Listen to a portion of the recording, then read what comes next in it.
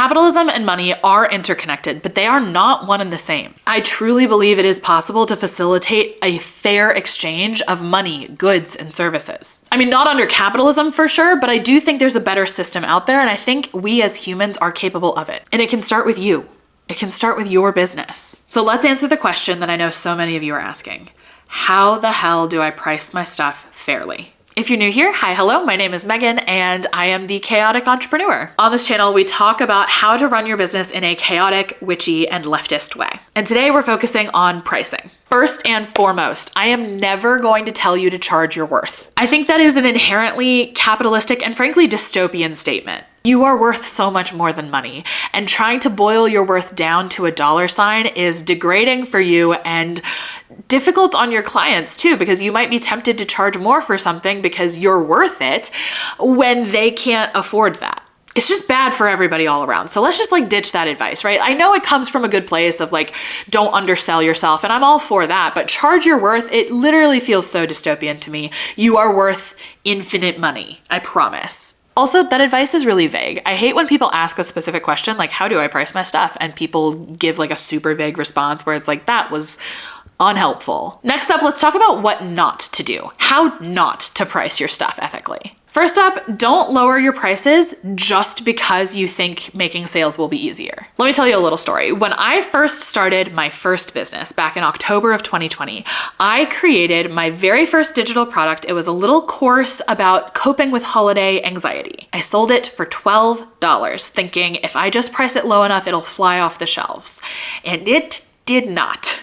Even when I started to build a bigger audience and had more people to sell to, it still just didn't sell the way I wanted it to.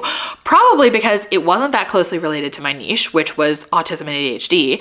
And also probably because I wasn't trying as hard to sell it because it was cheap, so it should have just sold. On the other hand, take my Get Shit Done program, which is a 6-month program all about executive dysfunction and productivity. It costs $697.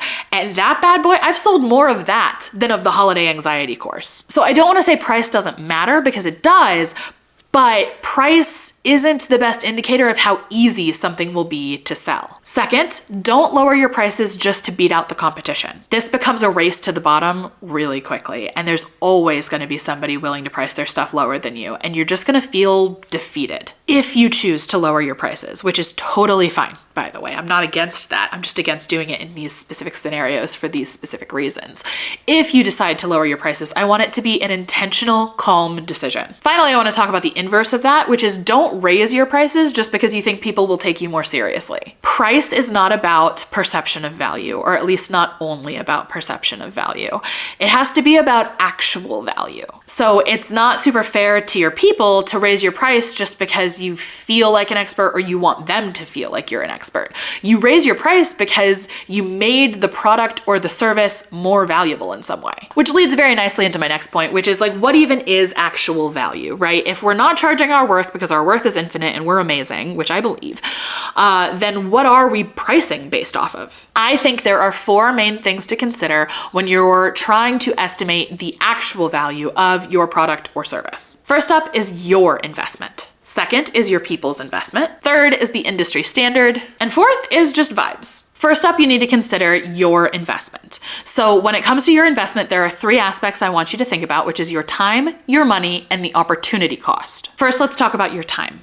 Sometimes when people charge based on their time, I think they forget all of the time that goes into what they're offering. For example, they might say, well, $35 an hour is close to a livable wage. So that's all I want to charge. So I'm going to charge $35 for an hour of coaching with me, which makes sense on the surface until you think about all of the behind the scenes time and effort you are putting into selling those spots. If you run a business, you don't just run a business when you're on calls with clients. You run a business probably 10, 20, maybe even 30 other hours a week. So when you're pricing based on your time investment, I want you to consider a couple of different factors. Your front-facing time, aka time with the client, behind the scenes time, aka making stuff for your clients or building sales pages. Third is marketing time, so putting your offer out there, writing emails, making Instagram posts, that kind of stuff. And fourth, learning time, the time you spend learning your stuff so that you're good at what you do. Based on all of that, $35 per hour of front-facing time might not be enough. The next thing you need to consider when it comes to your investment is your money. How much money are you investing in building this business? Because you have to recoup that money. When considering your expenses, there are a couple of things I like to make sure people remember. Obviously, there's any physical products if you are like creating physical products, so the physical materials you need to make your goods. But there's also website hosting, scheduling software, an email service provider, and so much more. Finally, when you're thinking about your own investment, you need to consider the opportunity cost, aka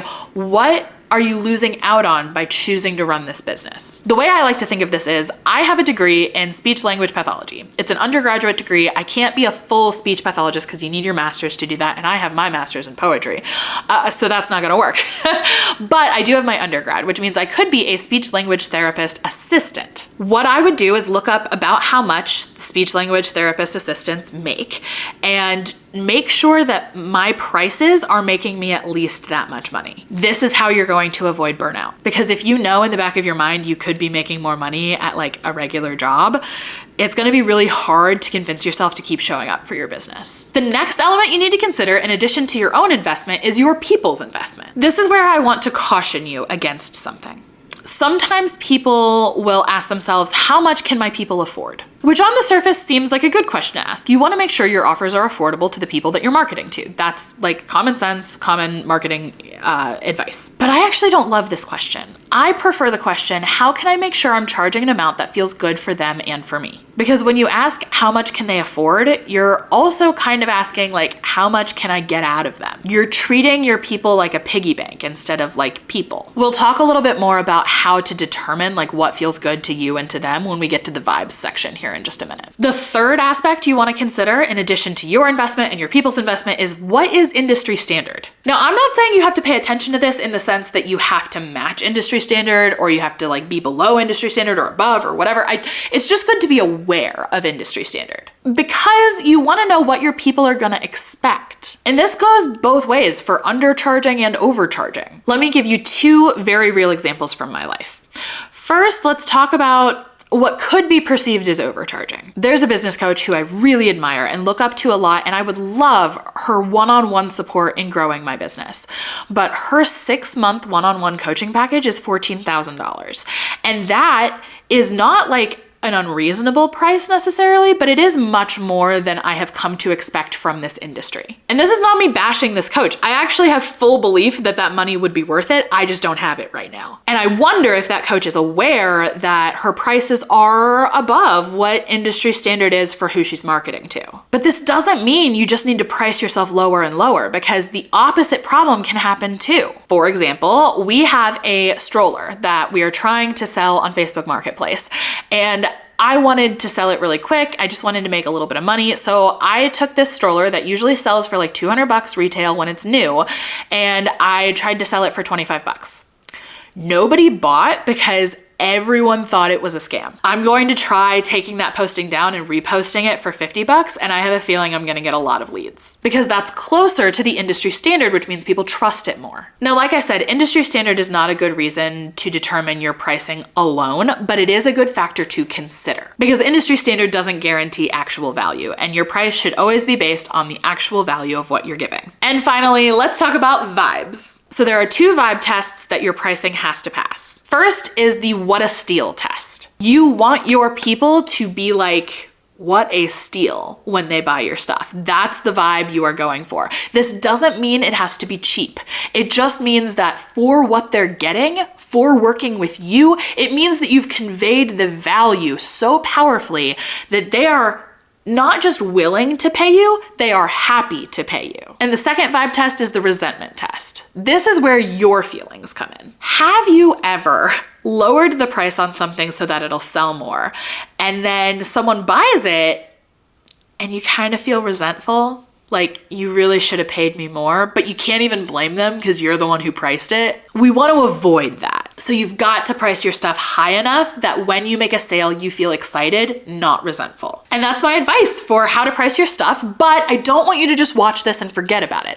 Before you go to sleep tonight, I want you to set your price for something you've been wanting to offer recently. The amazing thing about pretty much everything in business is that you're in charge and nothing's permanent. So if you hate the price or it doesn't work or it doesn't pass any of these tests I talked about, you can always change it.